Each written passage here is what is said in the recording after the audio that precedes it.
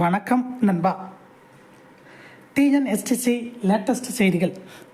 போக்குவரத்து ஓய்வூதியர் அகவிலைப்படி வழக்கில் சேடிஸ்ட் மனநிலையில் திமுக, சிஐடியு விமர்சனம்.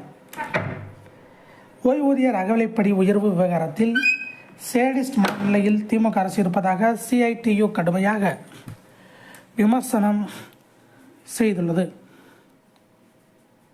இது தொடர்பாக தமிழ்நாடு அரசு போக்குவரத்து ஊழியர் சம்மேளன சிஐடியு பொதுச் செயலாளர் கே ஆறுமுக நயினாரின் சமூக வலைதள பதிவில் கூறியிருப்பதாவது: ஓய்வு பெற்ற ஊழியர்களுக்கு அகவிலைப்படி உயர்வு வழங்கக்கூடாது என கடந்த 2019ஆம் ஆண்டு அதிமுக ஆட்சியில் அரசாணை வெளியிடப்பட்டது.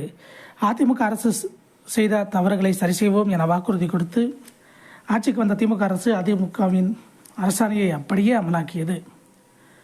இந்த அரசாணையை ரத்து செய்ய கோரிய வழக்கில் அகவிலைப்படி உயர்வு வழங்க பல்வேறு நீதிமன்றங்கள் உத்தரவிட்ட நிலையில் உச்சநீதிமன்றம் வரை தொடர்ச்சியாக அரசு மேல்முறையீட்டு மனுக்களை தாக்கல் செய்து வருகிறது. இந்த அனைத்து வழக்குகளும் தோற்கும் என்பது அதிகாரிகளுக்கும் தெரியும்.